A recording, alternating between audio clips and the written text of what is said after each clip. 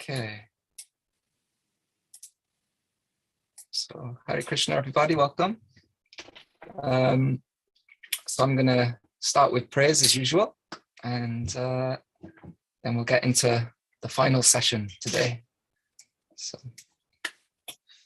Om Jnana Timirandasya Jnananjana Shalakaya Chakshurum Militam Yena Tasmai Shri Guruve Namaha Siddhantotpala Nityarasikam Hansang Vilasatmakam Audaryakya Sudama Sevakadanam Vishramba Bhakti Pradam Yakya Yukti Vichakshanam Bhagavato Vashishta Shakti Sada Vandehang Triparari Namakayating Sri Bhakti Vedantinam Vanchakalpatarubhyascha Kripa Sindhubhyevacha Patitanam Bhavanebhyo Vaishnavebhyo Namo Namaha Ajanolambita Bhujao Kanakavatatao Sankirtanai Kapataro Kamalaya Taksho Vishwambaro Dvijavaro Yugadharma Palo Vande Jagapriyakaro Karunavataro Vande Shri Krishna Chaitanya Nityananda Sohodito Godadaye Pushpavanto Chitro Shando Tamonudo Vandeham Shri Ramakrishna Abhaya Charana Sukho Sukhato Paramanando Sundaro Subalo Priyo Hey Krishna Karuna Sindhu Dina Bandhu Jagapate Gopesha Gopika Kanta Radha Kanta Namostute Tapta Kanchana Gorangi Radhe Vrindavaneshwari Prishabhanu Sute Devi Pranamami Hari Priye Vandana Karite Mui Tata Shakti Dari Tamo Buddhi Doshe Mui Damba Matrakori Tatapi Mukera Bhagya Manera Ulas Doshaksha Mimodame Kroni Jadas.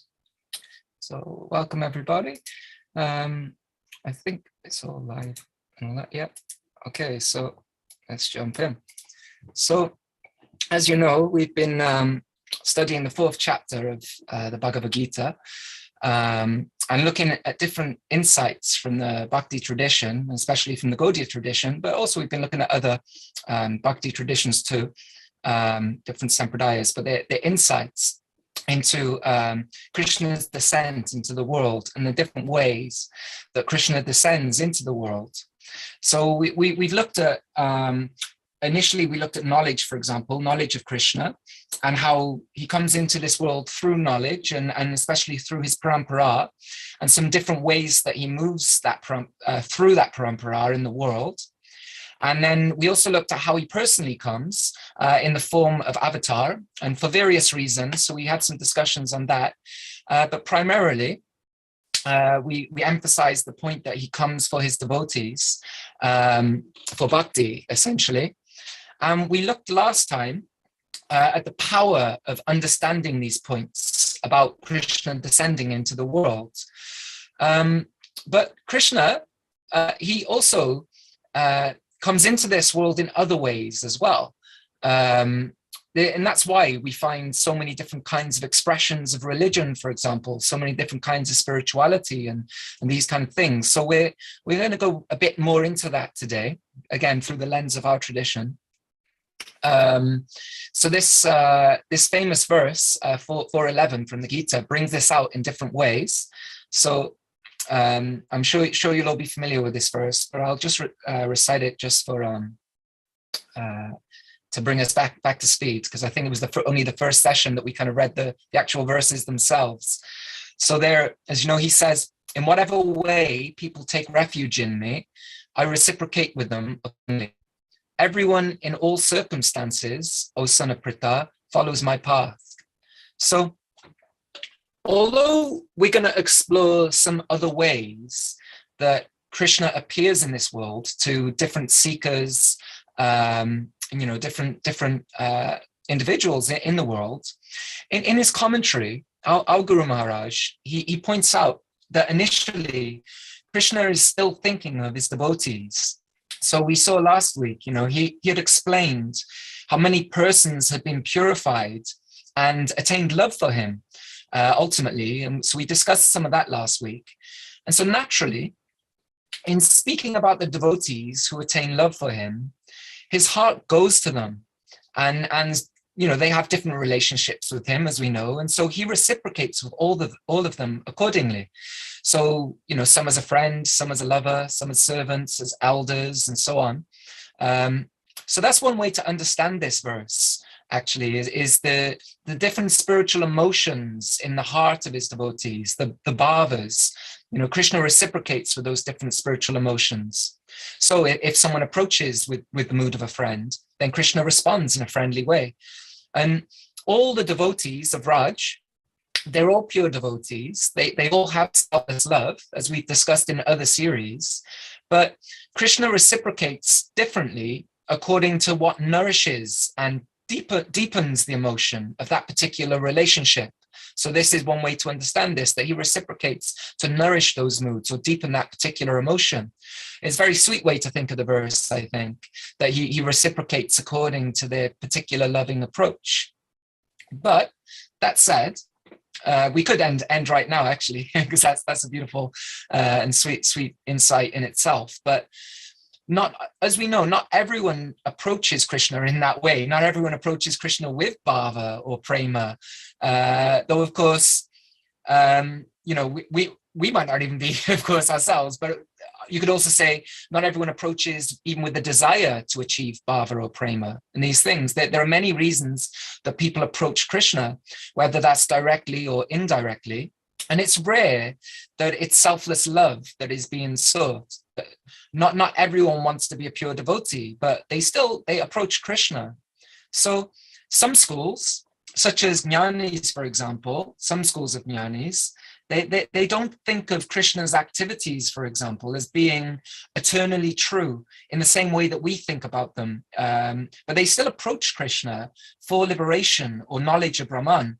Sometimes bhakti, for example, is seen as a vehicle, so they can achieve their desires, they can achieve those things that they're looking for.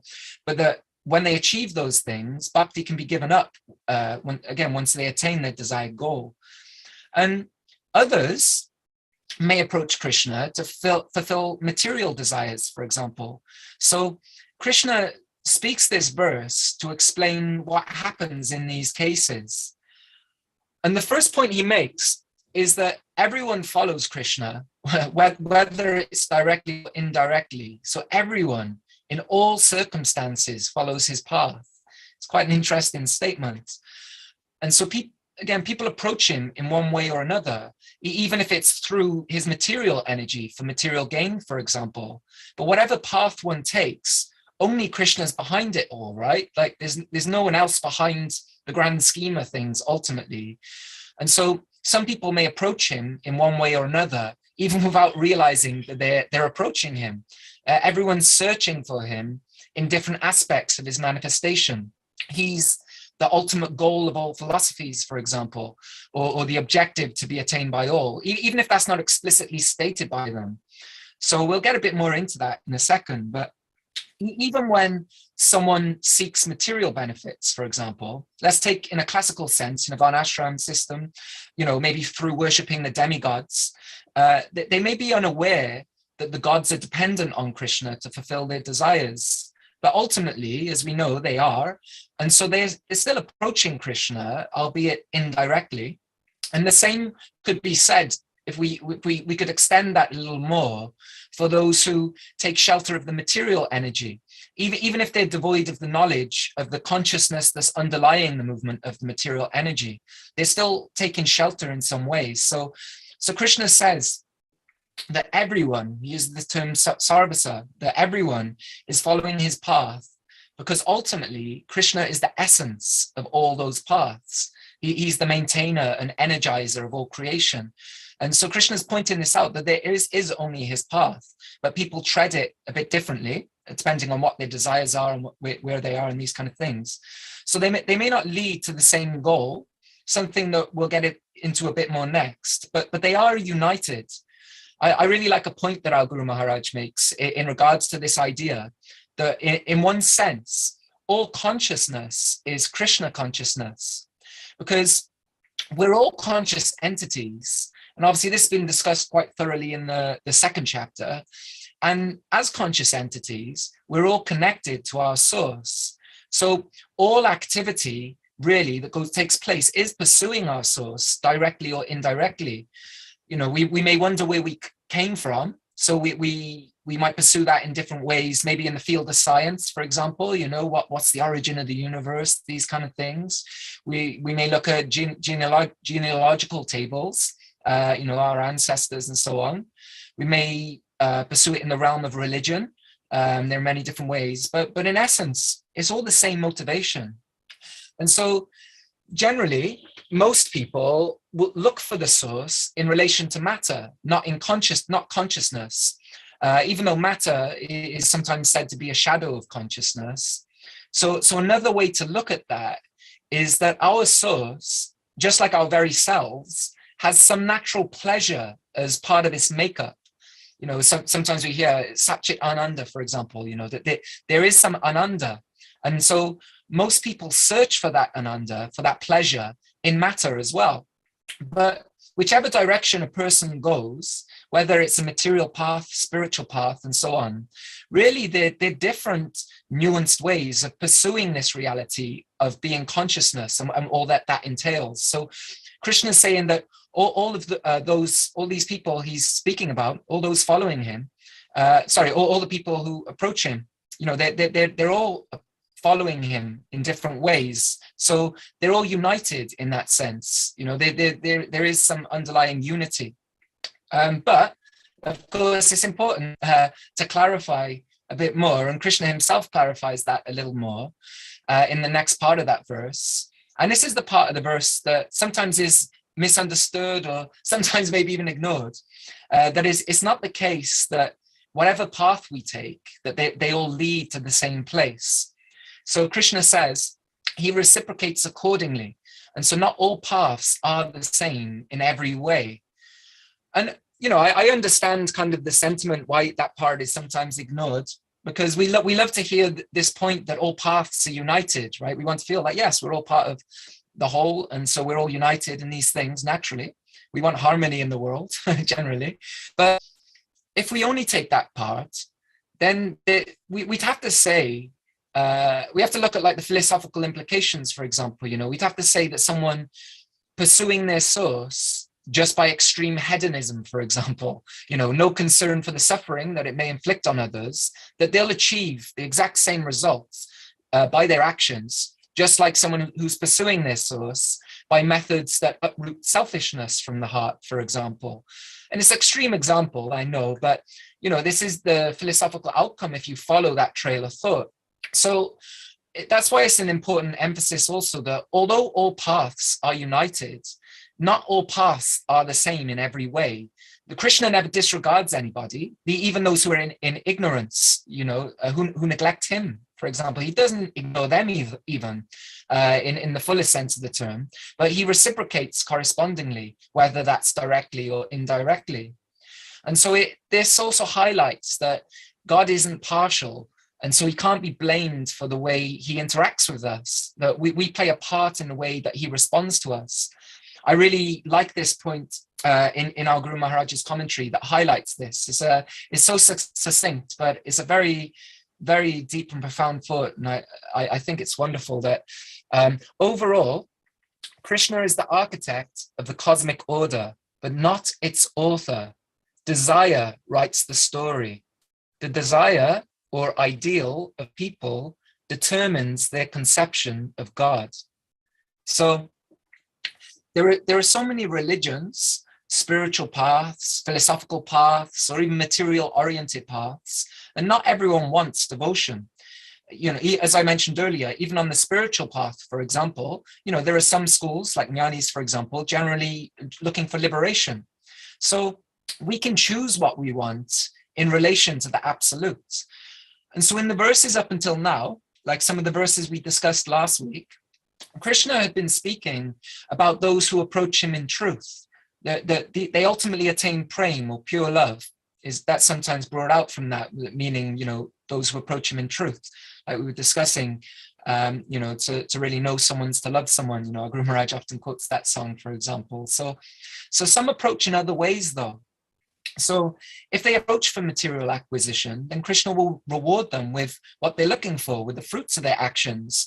The same with other kind of approaches, whether that's siddhis or mystic powers, mukti or liberation, they'll get those things. Or even, I've heard this point made before, but it's also quite humorous, but true at the same time, if you think about it, that if they approach with an atheistic outlook, for example, Krishna will give that knowledge to convince themselves of the truth of that philosophy. That's why everyone's so certain that they're right in this or that or the other. So as someone approaches Krishna, they're going to see one side of him or another side of him, especially when we think about the point that, in one sense, Krishna is everything, just as the complete whole, for example, as we find in the Upanishad, Sri Upanishad invocation. And there may be many paths that lead to the mountain, but not all of them go to the top. That the same mountain has different facets of it according to the path one takes. There's different methods of practice, and they lead to different results depending on the desires of the practitioners. Sometimes there can be a misconception that Krishna is saying here that they'll attain the same result, whatever action they perform. But as I was saying earlier, that's not really the case. Krishna is not partial. And so these different paths of yoga, like karma yoga, jnana yoga, bhakti yoga, they all lead to him in varying degrees. But not all spiritual paths are exactly the same, and they don't all lead to exactly the same place. So there are similarities, but depending on the practice or the sadhana and the goal, the sadhya, what is someone doing the practice for in the first place? That's going to determine the outcome. And then a nice example to help us understand the different ways that people approach Krishna and his relative reciprocation is that of a wealthy person. I've heard this example being used sometimes, like the parable of the wealthy person. There's three people, and they approach a wealthy person in different ways, and they each have something different in mind. So the first person, they approach the wealthy person because they know he's wealthy. And so they offer a lot of praise, and they may even offer their services to the wealthy person. And of course, this person isn't unintelligent. They know what the first person wants. They know that they want what they have. And so although this person is sincerely serving the wealthy person, it's not that they're not sincerely serving the person, but they do also want something in return. So there is some kind of like business transaction of sorts there. But because the wealthy person is such a magnanimous person, naturally they'll reciprocate because the first person has still approached him, they will respond with something. And so the next person, they come and they see, well, this wealthy person must have a lot of power, because that comes along with wealth generally. And so the second person wants that power or the knowledge by which they got the wealth in the first place. So the knowledge is more valuable because then a person can get that wealth themselves, right? If they know how to earn the money or however it is they acquire the money or the wealth, then, that's going to be more valuable because they don't just have to ask for some of the wealth of the other person. They can get that same wealth themselves. They can become a wealthy person themselves. They have the same knowledge. So again, the wealthy person understands this motivation, and so will reciprocate also, will share some of that knowledge. And so as we mentioned, this person is magnanimous. They're a very kind person. And so when they're approached, naturally, they'll receive both the people. They'll receive them very nicely, and they will give them what they want, what they came for, and then send them on their way to do with those assets whatever they'd like. But then a third person, they will come and they say they just want to be with the wealthy person. They want to get to know them. They want to hang out. They want to develop a friendship. There's some affection there. And so the wealthy person may test them initially to see, do you really not want anything? These kind of things. But it's quite clear that the third person isn't concerned about acquiring the wealth or the knowledge and just likes to be with him, So naturally, he's not going to send them away in a similar way. They'll want to keep such a person around to hang out with. And so it's quite a simple parable, but I think it does highlight kind of a lot of the aspects of this verse very nicely, that we can understand the nature of different paths in a similar way. And Krishna points this out explicitly in this verse, that they are all on his path. They're all following him. They're all approaching him in some way, but they do have a different desire to each other. A nice way our Guru Maharaj puts it is that they have a different idea to what it means to relate to the absolute and what we can derive from the absolute. So the sadhana or the practice and the sadhya or the goal, they're different. And we can't fault any practice, but what we can do is look objectively and see what do we really feel is better. Since, really in our hearts, what do we feel is a better approach? And some may genuinely feel the best thing is to approach the absolute for material gain. Especially if your conception, if you don't have so much knowledge of the world and your conception is that this world is all that there is, then naturally you're going to feel, well, the best thing is to get the highest grade of material pleasure or comfort and gain that you can. And some think that they should approach for knowledge or to gain mukti or liberation. And on our path, we think that we should approach the absolute for love, because we feel that the absolute is lovable. Of course, we know him as Krishna. We don't even refer to him generally even as the absolute, but we see him as Krishna, and we see him as lovable.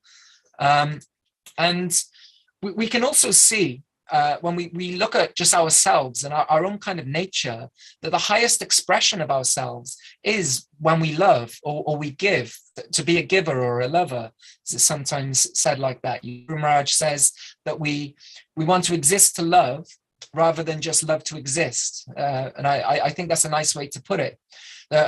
So naturally we see that as a higher expression. But of course, everyone can decide for themselves what they think is best. And of course, more knowledge someone has will allow someone to make a more informed judgment. And that's why you see even in the Gita that Krishna emphasizes knowledge quite frequently. Even then when he speaks about bhakti, even he says the king of knowledge, right? Raja Vidya, like we discussed a little bit last week. So, but I think it's also important to emphasize that we should respect and understand that others may have a different feeling about it. And that's why there are different paths, that people have different aspirations in connection with the absolute. So if someone is very attached to material acquisition or pleasure, it's easy to see in the Vedic texts how there is scope for that. One could easily read many of the texts with the conclusion that, to do good works and to get good material reactions is the goal of life. In other words, to develop good karma. There's a reality to that experience. And so if someone has that orientation, it would be easy to justify it, even with Shastra, with revelation, why they pursue that path. In fact, we even saw it with Arjuna in the Gita. He made some arguments in the first chapter related to the karma marg. So, of course, as we know, if someone goes a bit deeper, so really they've gained a little more knowledge from the Vedic texts, for example, such as going into the Upanishads, you can understand there that karma binds us, no matter the quality of the karma, whether it's good karma or bad karma, it's still binding. And this naturally makes sense to us because we also have these understandings. We're spiritually oriented in that direction. And we've heard so many discussions on karma, I'm sure. But for someone on the karma marg, it might not be so obvious for them. For someone who hasn't been exposed to the same kind of knowledge, for example, being graced in that way. So I like the way my Guru Maharaj puts this understanding and pointing out that, revelation of the divine, it comes from above to down. So like we were speaking about avatar coming from above to down, that's similar with revelation of the divine, like we spoke in the series, the section on the parampara and so on. And we've discussed it in various ways in this series. But when the divine comes, it hits people in different ways also. And so there are different paths, there are different religions. Just like when Krishna personally comes, different people see him in different ways. There's this verse in the Bhagavatam in the wrestling arena. Some saw him as great hero, some saw him as death personified, some as a friend, as a lover, and so on. Some as God, some not as God. So similarly, when the divine comes in other ways, such as through Shastra, that also touches people in different ways. So in a simplistic way, we can break most, if not all, paths of the world into three main paths. You could say like religion of the heart, religion of the head or religion of the body. That's the way our Guru Maharaj sometimes puts it, or other words, bhakti, jnana, and karma. And there may be nuances within those, of course, subsects and so on. But Krishna's pointing out that all of them follow him.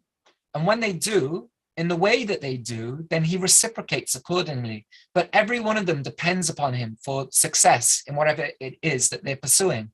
So there's unity in diversity, but there are also different types of spiritual elevation.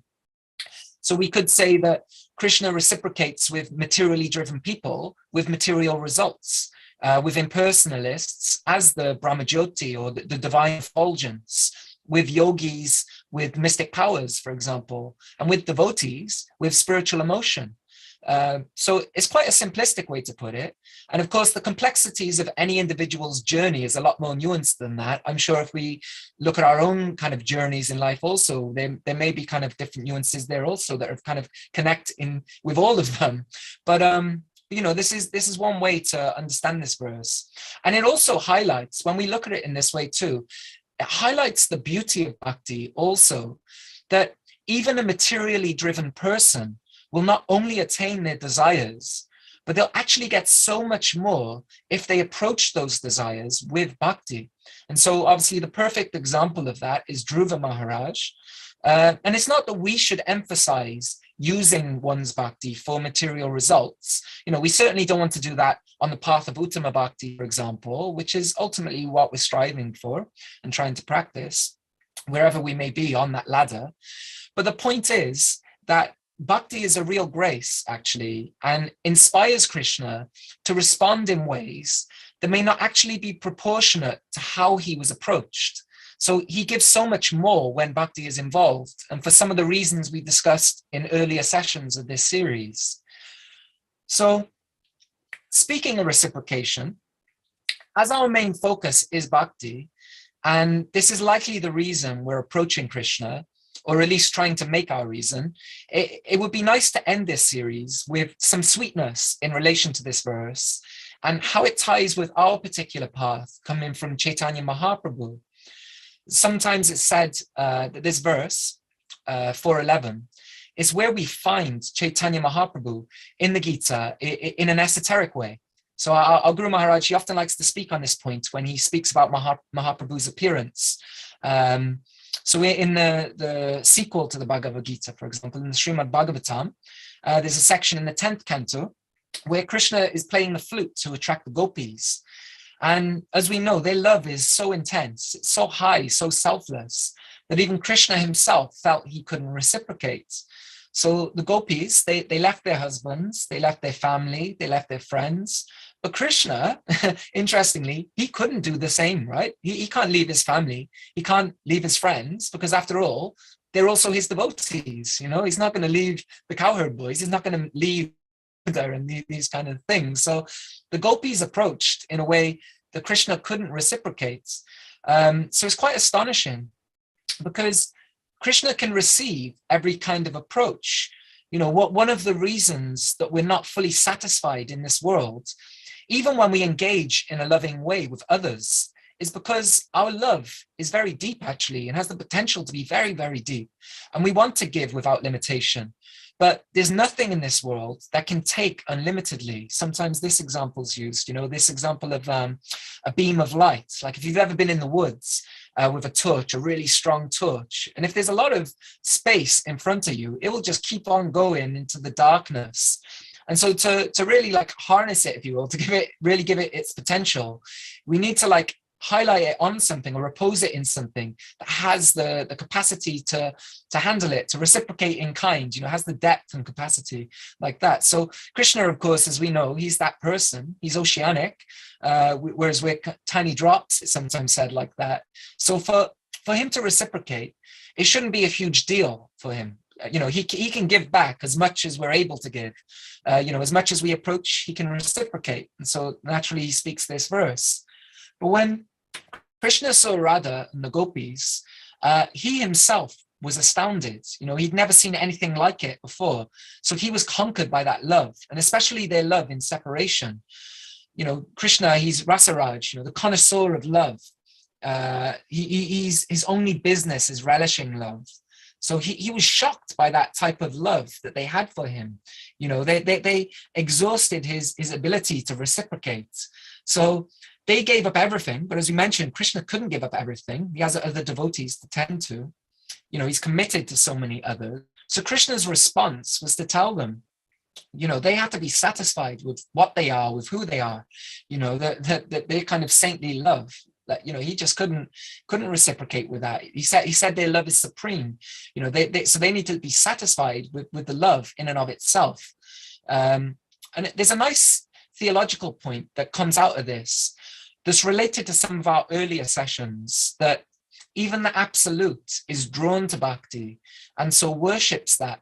You know, we're drawn to bhakti, and so naturally it's worshipable by ourselves. We worship Srimati Radharani, you know, we worship Bhakti Devi, but also Bhakti Devi is worshipped by Bhagavan himself, by Krishna himself. So there are different heights of love, even within bhakti, and it can reach a point where it completely conquers the absolutes. And of course, we know this as Prema Bhakti, as discussed in Bhakti Rasamrita Sindhu. And Krishna himself worships bhakti and wants to experience it himself. He wants to change his position and wants to taste the love of his devotees. So even from the perspective of Krishna, you know, it's really highlighting this point that the position of the devotee is the best position to have, actually. You know, a lot of people want to be God, but Krishna himself, he wants to be a devotee. So he's highlighting that that's actually a better position. So that this verse sometimes said to be tied in with the spiritual genesis of Chaitanya in some ways. You know, that as we know, Chaitanya Mahaprabhu is Krishna himself trying to taste Radha's love for him. So he comes as a devotee to chase Radha's love and to taste these heights of devotion that we've been speaking about. So this verse in the Gita, it points to that episode, let's say, in the Absolute's life. We find Krishna Lila and Gora Lila go hand in hand. Obviously, that's been emphasized many, many times in many classes and sessions. So Chaitanya is also there in the Gita if we take this verse in that way and think about the implications of that, especially in relation to the Bhagavatam and these things. But we can see from these series of verses, though, that Krishna does come to different people in different ways, you know, sometimes in the form of knowledge, sometimes personally, and sometimes in other ways, as we discussed today. But Krishna does descend into this world, and he's always descending into this world in different ways. And so we want to cultivate our practice to such a place that we also see him in every way that he shows himself in this realm. We don't want to miss those appearances, because again, he's always appearing, actually. And we'll find the more we make advancement, he makes his appearance more than we may have even realized at our present stage in Bhakti. But we're very fortunate to have been touched by Bhakti Devi for those reasons, and being given the encouragement to Krishna with nothing short of love, or at least the aspiration of love. You know, that it's a very fortunate place to be in. So I'm actually going to make this one a little shorter, but maybe in a second I'll invite Brigupad Prabhu also, because we're very fortunate to have him here. So Bhakti Devi's come in our life today also. But I guess I'll also, thank you for your patience and hearing me really just repeat these wonderful gifts that our teachers have given us to contemplate. And if anyone has any questions or comments or corrections, then please do go ahead and share. And I think I can hear Ragupad coming also. Please feel free, Prabhu, if you'd like to come join us. Apologies for the uncomfortable chair. It's a bit full and wonky. And yeah, if anyone online also would like to. Did you have anything, Prabhu, you'd like to share? I just wanted to say that I thought this was a wonderful class. It was really nice to hear it, and your enthusiasm really came across, and your feeling for the subject. So I really enjoyed it. But I don't really have any question at the moment, at least. Okay, well, we're just happy to have your presence on the on the Sangha. Anyone online like to unmute themselves or share anything? Hare Krishna, Krishna Kumari again. Hare Krishna Kumari. Hare Krishna. So I was thinking about, I wrote down some of the things that you said. Desire writes the story. You know, there's the sense of, well, like you said, karma is binding. Revelation comes from the above to down, and how important knowledge is, and then the also piece of the responsibility for we have our free will and making the choices. And I was just thinking about this concept of when you hear from others on different religious paths, and why do bad things happen to good people? In the sense that, I'm in a religion, I'm following God, I'm a good person, so why do all the bad things happen, to me? And even though I pray and that. So, I mean, I understand through the course what we're talking about, but how would I talk to someone about that with this knowledge that we have in mind? Yeah, that's a nice question. Obviously, it's a time-old kind of conundrum for a lot of practitioners of various religions, right? A question that comes up. And I mean, I guess it would definitely depend on the individual you're talking to, I think, as to how I personally would approach it. But I think there are different ways to look at it. And I guess one nice way, and again, this is why I say it depends who you're speaking to, because maybe not everyone accepts, for example, the presence of consciousness in all living entities and these kind of things. But I like this example sometimes used, and especially in relation to the Gita, because we're studying the Gita in terms of duality and these kind of things, the what is good, what is bad, when we say bad things happen to good people and these things, kind of what is defining what's good and what's defining what's bad. So sometimes our Guru Maharaj uses it's quite a humorous example, maybe a bit gory as well, but that think like a tsunami. When a tsunami hits, it's a devastating effect. It seems like a really bad thing that's happened to people. People are just on the beach at one point, they're enjoying their lives, they're seeming like they're reaping good rewards, let's say, they're good karma. And so they're sunbathing, etc. Then there's, this wave smashes, huge wave, devastating. So many people lose their lives. So straight away, very bad thing happens. But for the sharks, for example, and for the wildlife in the aquatics like that, it's actually a great day. It's a picnic. And I know it sounds kind of dark, but I mean, it's true when you think of it through that lens. The kind of from whose perspective is it good and bad. So from let's speak on a human level. Let's take the sharks out of it. Sometimes the example used you see often in theological or philosophical debates online, especially with atheists and these kind of things, they'll speak about like kids in Africa, for example. There's they've got like worm in the eye. How can you speak about that, and that this is a really bad thing? But I would also say, just if I was speaking to someone and they brought up that example, that okay, that's bad from their perspective, but what's good to you from your perspective is the very high level of comfort that we have in the Western world, for example, and the different facilities we have and all these kind of things. And if we're totally honest, if we look at the world situation, you look at really, world resources and way things are managed and those kind of things, actually, the reality is not everyone, there'll always be suffering in the world. We know that, and these kind of things, but there doesn't have to be this extreme of like extreme material comfort for one group of people and an extreme poverty and extreme lack of facility, these kind of things. And so you can say, well, there is the connection of responsibility there also, and this isn't to like make anyone feel guilty, because I'm just as guilty myself, sitting here in front of, I got 2 monitors here and these kind of things for my work. But my point is that what's the paradigm we're looking for as to where the good and bad comes from and how we're analyzing it, but also what our role is in these things also. Sometimes these bad things can be an opportunity to serve humanity in different ways as well, to serve someone. Okay, this is a bad thing happening to someone. I sometimes like to think of it in that way. There's something really bad is going on in someone's life who I know, and these kind of, well, it can be it's really bad for them and these kind of things, but it's also actually a good opportunity for you to be able to share something yourself with them too.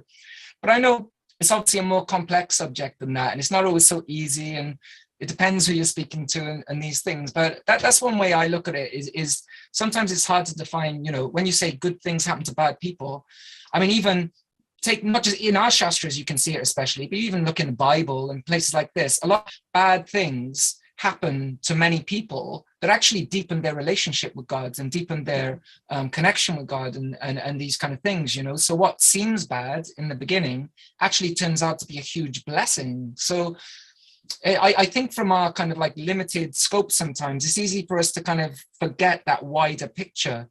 But yeah, those are some thoughts I'd have on it. I mean, there's probably more that will come to mind, but I think I'll end with that part. But I don't know if Prabhupada, you had anything you'd like to share. And I don't need to put you on the spot.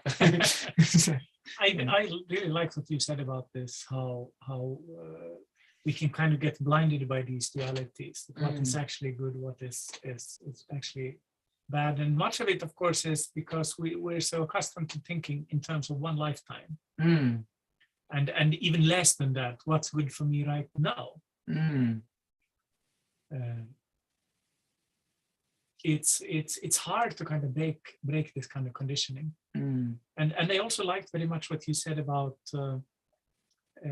what may be bad for me at the moment may actually be an opportunity for me to grow, and also for others to grow by helping me if I'm in a bad situation, for example, and vice versa, of course. This is something that I'm sometimes faced with when people, for example, might be very upset with the idea of karma. That's such a hard and cruel idea that if something bad happens to you, it's your fault. And one way to kind of explain that is that I think sometimes works is if you consider like a small kid, a small kid who's running around and screaming and being really wild, and the parent says, "Calm down now, little friend, otherwise you're going to fall and hurt yourself." And the kid just goes on running and falls and starts crying. And if you're a parent, and unless you're a superhuman person, your first reaction will be, "What did I say?" But then you'll still pick up the kid and still console the kid and put a little plaster on and so on. So it was the kid's own fault, but that doesn't take away our possibility to show compassion and to help. And that can then transform that falling and bruising your knee into a memory that afterwards would be a good thing. That my daddy, he took care of me and he put this little flower plaster on my knee or something like that. And that's, of course, that's the small thing, but similar things can work in the same way. That's a beautiful example. I like that idea, to look at it through that kind of lens of like, a parent with small child and like that, because the child doesn't see the bigger picture either, it's just kind of, Is that helpful, Krishna Kumari? Yes, it's really helpful. I was thinking too, while you both were talking, that the material world it's kind of a setup in a sense because of the dualities, good and bad, and we could go through all of them, but it's trying to be equiposed in finding that kind of middle between the good and the bad. And for me, I just think on a personal level, just we don't blame Krishna, we take responsibility for our position and where we're at, but we have all of these tools through the scriptures and through sadhusanga and that to help us understand these situations, but it's not like that for others, so it's just trying to be compassionate and like you were saying, the individual, and trying to meet them where they're at and give them some comfort, but also kind of, well, let's look at this, how can we look at it? How can this there's a silver lining in the dark cloud kind of thing. So hearing what you both had to say was really helpful. So I appreciate the class so much, and it was a real nice progression to get to the end. So thank you for all the love and care you put into the presentation. Oh, thank you, Krishna Kumari, and thank you for being with us also on the journey. It was really nice to have your insights at the end of each session too. Thank you. Yeah. Thank you. Hare Krishna. Hare Krishna. Anyone else have anything they'd like to share or ask or comment before we wrap up?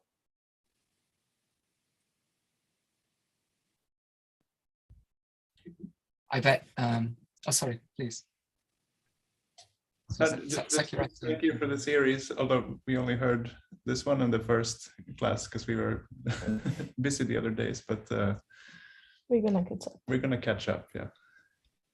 No worries. I'm the same. I think I'm like two weeks behind at the moment, so 2 or 3 weeks. So I know the feeling. Thank you for being here with the first and last though, and yeah, hopefully we'll get to visit the other side of the camera at some point in Finland as well. Yes. Please. Okay then. Well, I guess we'll wrap it up there. And say thank you very much for being here, and I look forward to the future series. That's a word. Vanchakalpatarubhyascha kripasindubhya evacha patitam pavanebhyo vaishnavebhyo namo namaha. Hare Krishna. Sriman Madana-mohana Prabhu ki jai. Jai. Jai.